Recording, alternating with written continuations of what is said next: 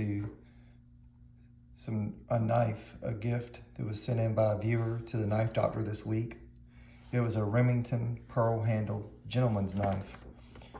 A few months ago, I was in a local pawn shop and I got a white handled imperial jackknife.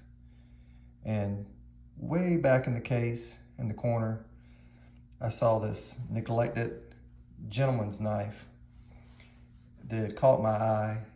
The blades were completely rusted out. It had a half moon chip out at the tip of the blade, and I'd already negotiated $10 for the imperial knife and another knife, and I managed to get the pawnbroker to throw this knife in on the deal. He had no idea what the knife was. I had no idea what the knife was. I was willing to take a chance on it.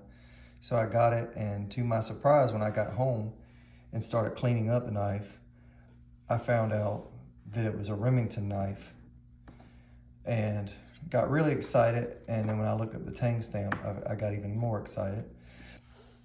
But I'm going to show you these knives today. Without getting too long, we're going to go ahead and get into this. First of all, I want to give a shout out to Bubba's EDC. Brian is a really great guy. I've enjoyed his videos and his content, beginning there with at the Ellaville Knife Show. His videos are just encouraging, uplifting. He's always proper and giving proper shout outs. I had the honor of getting to do some leather slips for him.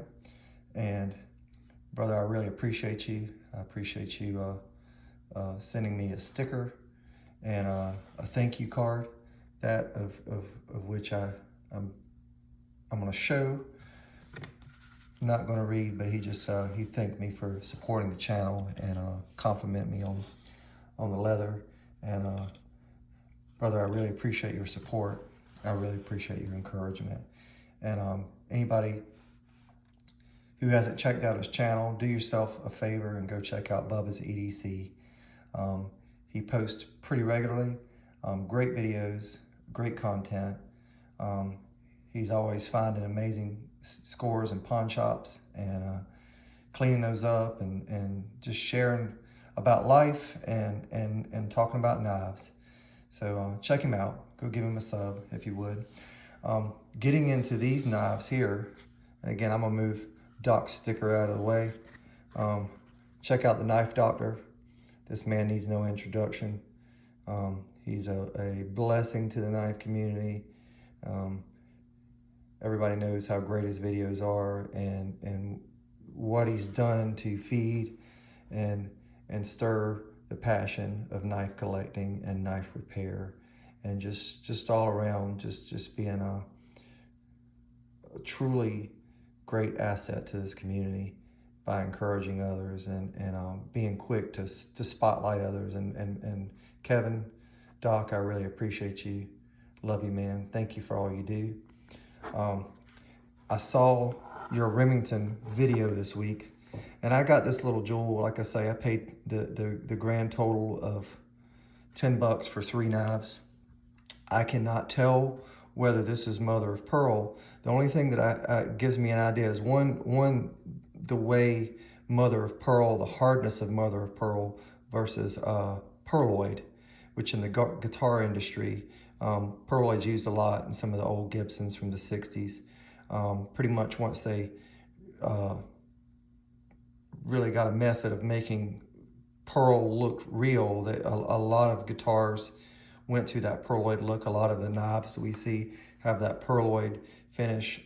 This knife, looking at the tang stamp, it was from 1933 to 35. Now this blade, you'll hear a little crunch there, and this blade had a belly. It was a much bigger blade. There was a half moon shape about the size of my thumb out of the end of the blade. It was completely rusted. This tang stamp is hard to see. I'm going to include some pictures. There you go, right there. I'm going to include some pictures of tang stamps from this year. That is about the best view of this tang stamp you're going to get. just because of the shape of the knife and the way the blade sits in the handle. But again, very good steel, beautiful knife. This is one of my knife repairs. I thought I did a pretty good job. Like I say, there was a half moon chunk where it looked like someone had used it for a screwdriver out of the end. So that was one of my knife repair jobs. This has a smaller pen blade. Let me get to it here. I gotta see around my camera.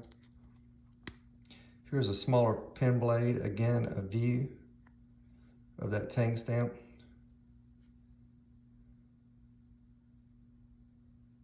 On the secondary blade. There was nothing wrong with this blade other than it needed sharpening.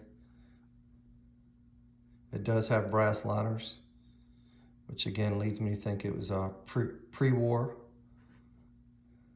These handles have yellowed, but the texture of this material and density of it leads me to think that it's actually pearl.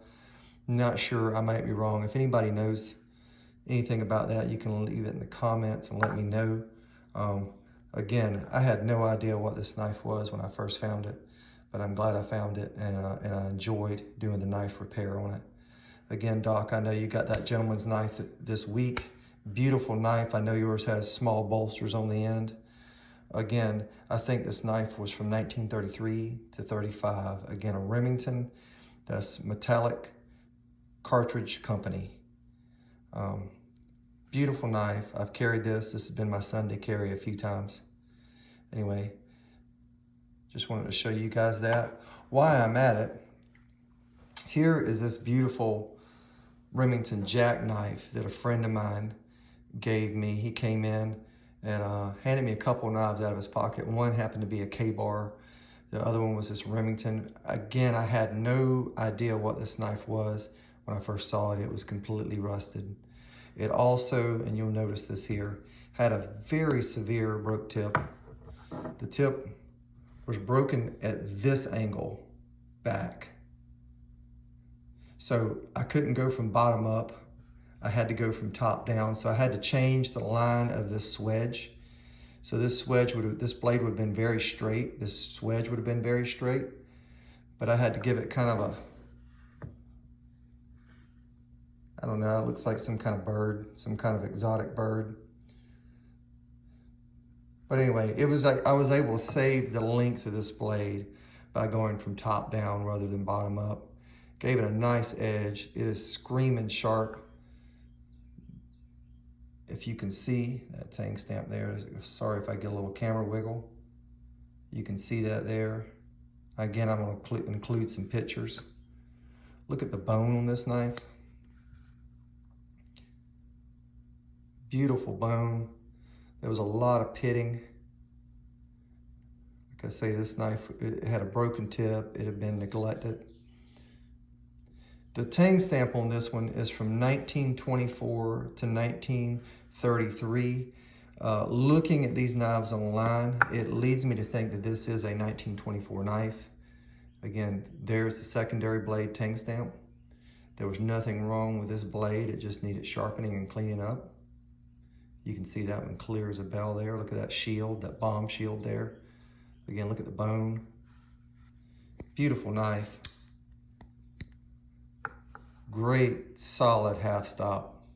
Very snappy. See if I can do this without cutting myself on camera here. Again, just a great looking knife. I was so happy to get it. Jeffrey, if you're watching, brother, I appreciate you. Thank you for this. That did hit a thumbnail, so I didn't get cut. Hallelujah. But anyway, this is, again, one of my knife repairs. I wouldn't have went top down, but like I say, that blade, the way it was broken, to save the length and retain the length on this blade, you can see the blade comes all the way down. I had to go from top down and just kind of change the line of that swedge. But there you go. That's my two knives. Again, this is in response to a Remington knife the Doc showed this week. See if we can get this camera to focus. Two great old Remingtons. I hope you guys are having a good Saturday. Thanks so much for watching. Again, if you haven't, go check out Bubba's EDC. Again, Brian, thank you. Thank you for your support. Thank you for your encouragement. Thank you for always commenting on my videos. And I hope you're having a great day, guys. And till next time, happy hunting, and I'll talk to you soon.